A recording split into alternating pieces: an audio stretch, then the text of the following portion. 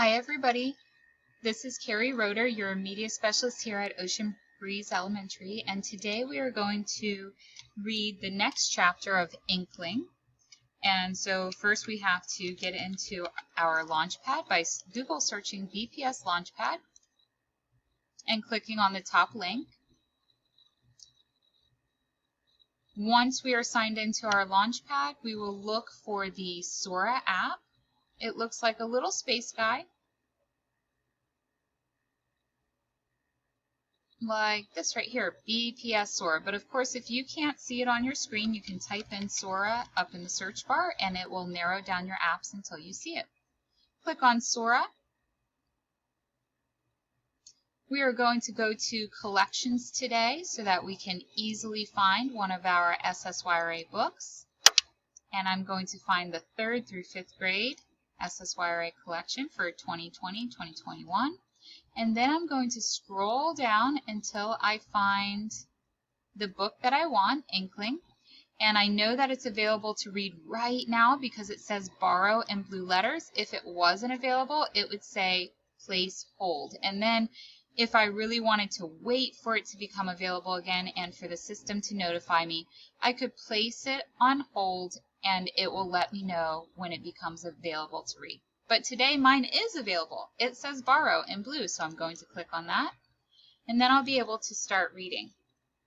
Now, last week, we were able to read chapter 1 of Inkling.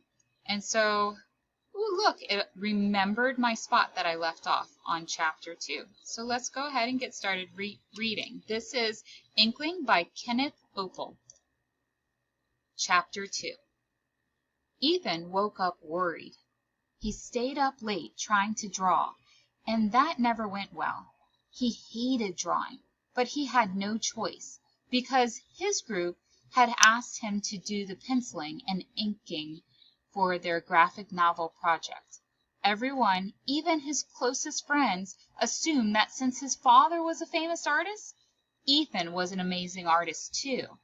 This was not true, and Ethan had known it since 3rd grade.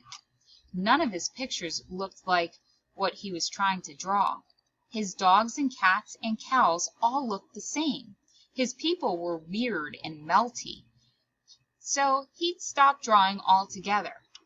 When he was forced to, at school, he'd just do stick figures. Everyone thought he was joking around, hiding his genius, that he could draw whatever he wanted.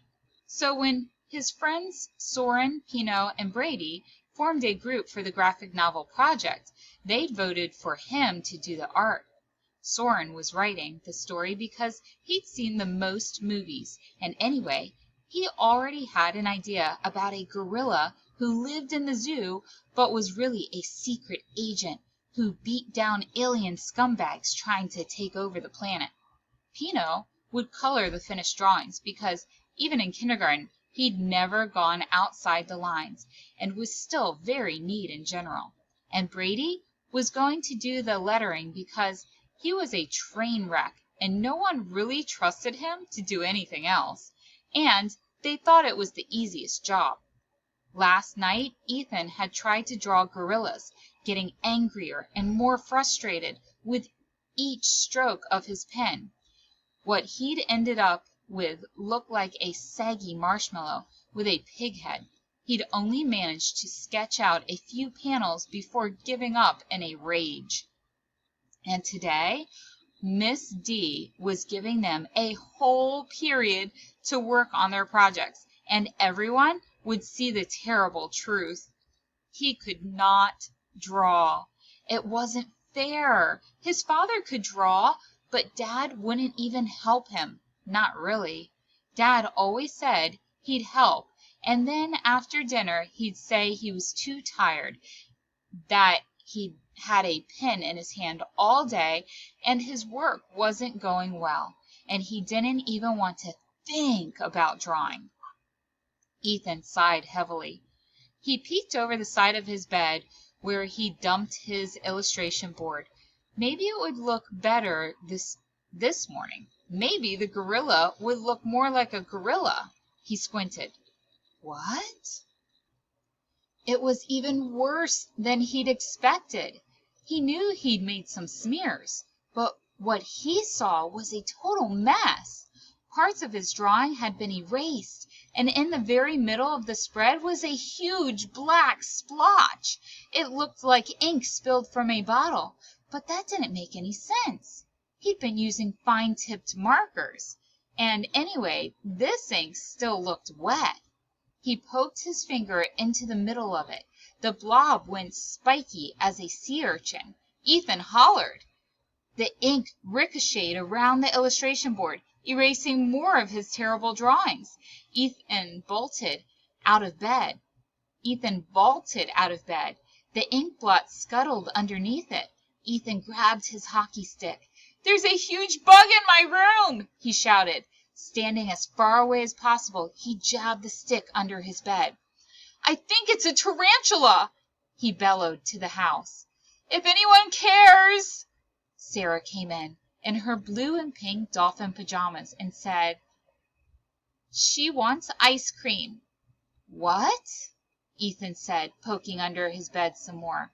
Ethan's little sister was almost 9, and still talked about herself in the third person, even though everyone had been correcting her for ages. It made whatever she said sound like a story, with herself as the hero. "Ice cream with chocolate sauce," said Sarah very slowly and clearly. She was holding a book with a picture of someone eating an ice cream cone. "I'm kind of busy," Ethan said. Sarah had Down syndrome, and there were lots of things that were still mysteries to her, like why you couldn't just eat ice cream whenever you wanted.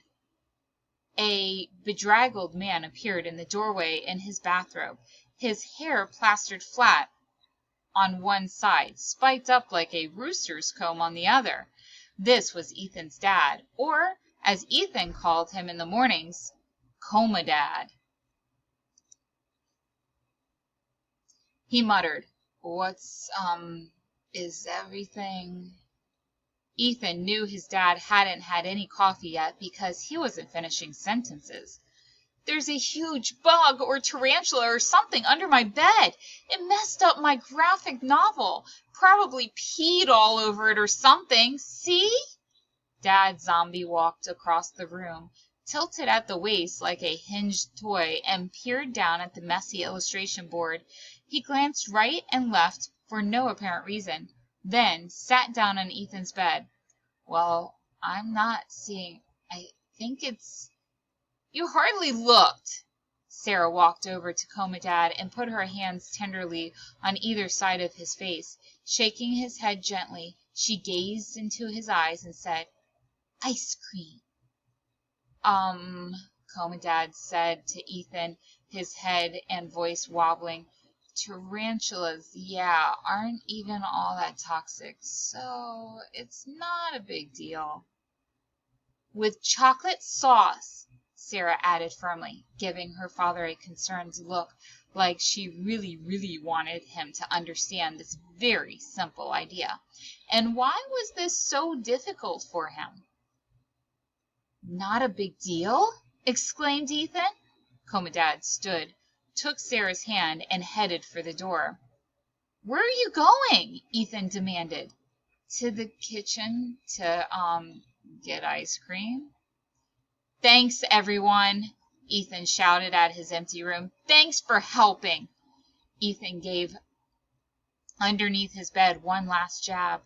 Whatever it was gone. Maybe he'd squashed it, or maybe not. No way was he going to sleep in that bed before checking. When he got home from school, he'd drag the bed away from the wall and pull all his junk out so he could be sure it wasn't hiding, waiting for him. He looked down at the illustration board and felt saggy. He couldn't show this to his friends. It looked even more terrible now. Everyone would know. He'd leave it at home and say he'd forgotten it. The walk to school was only 3 blocks, and when he was alone, Ethan could do it in 6 minutes. But with Sarah, it took 15 or sometimes 20 because There were babies to admire, dogs to pat, and squirrels to holler at. Also, Sarah didn't like school, so she walked as slowly as possible, holding her soft starfish-shaped hand. Ethan felt her leaning backward. He was practically dragging her. "Sarah, can you walk a little faster?" he asked. "Of course," she said agreeably, and her steps, if anything, became tinier. "We're going to be late."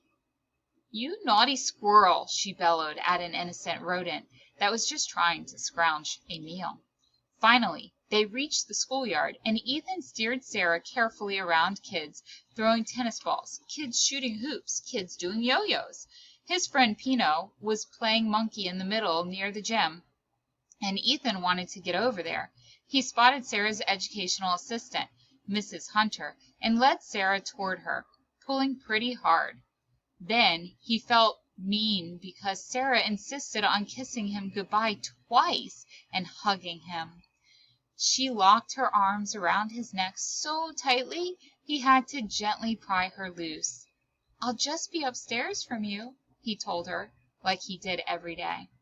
"Have a good day, sweetie," Sarah told him. "Be safe." And Ethan felt a hard squeeze in his throat because this was what Mom used to say to them. When he turned to join the game, his best friend Soren was standing right behind him, looking startled. Soren always looked startled. He hadn't blinked since 4th grade. His older brother, Barnaby, had let him read too many scary comics and watch too many horror movies, and now it looks like Soren was afraid to blink in case something crept up on him. "How's the drawing coming?" Soren asked. "Great. It's going great." When you were lying, it was important to repeat yourself and add exclamation marks, except some weird bug peed on it. Messed it up a little, but I'll fix it. "Do bugs pee?" Soren asked. Sure they do." "Maybe it was Squeaker," said Soren without blinking. Squeaker was the hamster Ethan had when he was 10. Squeaker lasted exactly 4 days before Dad left the cage open and the hamster escaped somewhere into the house. Squeaker was never seen again, but Ethan sometimes wondered if it had survived in the basement and was getting huge and strange. "It wasn't Squeaker," Ethan said. "I saw it." "Weird. So can I see the drawings?" Ethan winced. "I forgot them." Soren's eyes widened even more. "But we're getting first period to work on it. The inking is due end of next week, you know." "Plenty of time," said Ethan. "Don't worry." He always felt like he had to reassure Soren so he didn't have a heart attack or something. "Well, I guess we could work on the story some more," Soren suggested. "Great idea," said Ethan as the bell rang. After announcements, everyone arranged themselves into their groups. Some people were inking. Others were already coloring and starting on the lettering. Ethan felt bad about letting down his group, but mostly he was just relieved he wouldn't have to do any drawing in front of them. "I didn't think bugs peed," Pino remarked after Ethan explained why he didn't have the artwork. "I think it was the hamster," said Soren. "My cousin had a hamster that escaped and ate all their suitcases," said Brady. "Why don't we work on the story?" Ethan said. "Yeah, I think the ending's weak," Soren said. "I thought it was good," said Brady. Brady liked everything. Ethan had known him since 1st grade, and there wasn't a movie or book he hadn't liked. There was no food he didn't like either. You could give him all the scraped up bits from the bottom of the fridge and he'd like it. Once he chewed gum he found on the ground. "What do you think, Pino?" Ethan asked. Everyone waited. Pino was one of those kids who knew the best way to do everything. The best way to arm wrestle, the best yo-yo tricks, the best way to make an origami swan. Ethan wished he had a big brother who would teach him all this stuff. Dad always managed to be busy. "I like it too," said Pino, "but maybe we could make it even cooler." Ethan tuned out his friends and talked about the gorilla and whether he needed to save the entire universe or whether just the planet was enough. He looked over the next table where Vika's group was working. He stood up a little in his seat so he could catch a glimpse of her artwork. She'd finished inking an entire 2-page spread, and it was amazing. She caught him looking. "Don't even think of copying me." "Why would I copy that?" Ethan said, wrinkling his nose. Vika's eyes narrowed. "Well, you better copy something, because it doesn't look like you have anything." "I forgot it at home." "Uh-huh. I hear a hamster peed on it," she smirked. "Maybe you peed on it because it was so bad." Ethan glared. Vika Worthington was, without question, the best artist in their grade.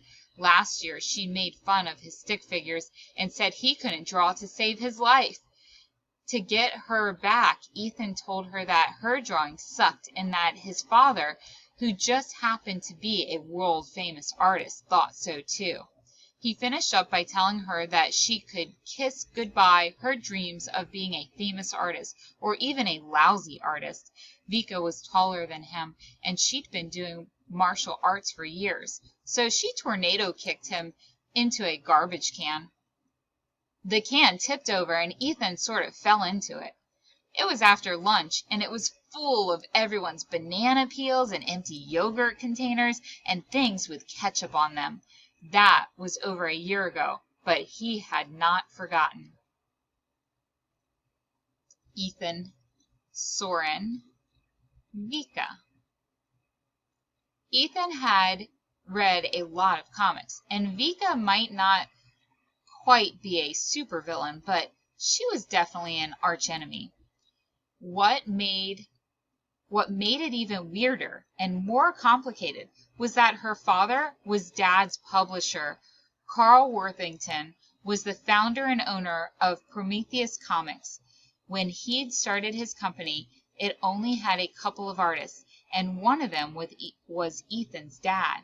But since then, after publishing Dad's entire Kryn series, Prometheus had gotten a lot bigger. Sometimes, at comic conventions or book signings or parties, Ethan ended up in the same room or at the same table as Vika, and they ignored each other. Amazingly, their fathers didn't have a clue that their kids were mortal enemies.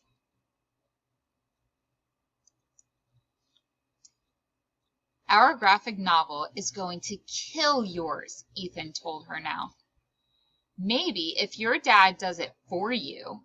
But it doesn't seem like your dad's doing much of anything lately." Ethan saw an angry flash of red and black lightning inside his head. "Shut up, Vika!" "Sixth graders," said Mrs. D, looking up from her desk. "I know you are being hardworking and respectful of your fellow classmates. Let's stay focused on our work, please." Chapter 3, and that's where we'll stop for today. Remember at the end of your ebooks that you check out from SSYRA to click in the center of your page, click on the X close button, go down to your shelf, click on the picture of the cover of your book or the options button, and click return and then return again, so that another student can check out and read your book when you finish with it. Now, if you are still in the middle of reading it and you are going to continue reading it, of course you can leave it on your shelf. But as soon as you are finished, or if you decide that that's all that you're going to read of it, then please return your book every time. Well, I hope you enjoyed that chapter. If you are interested in reading more of this book, you can always check it out from our Media Center on Destiny Discover, or you can check out the ebook on SSYRA. Well, thank you for listening, and until next time, bye!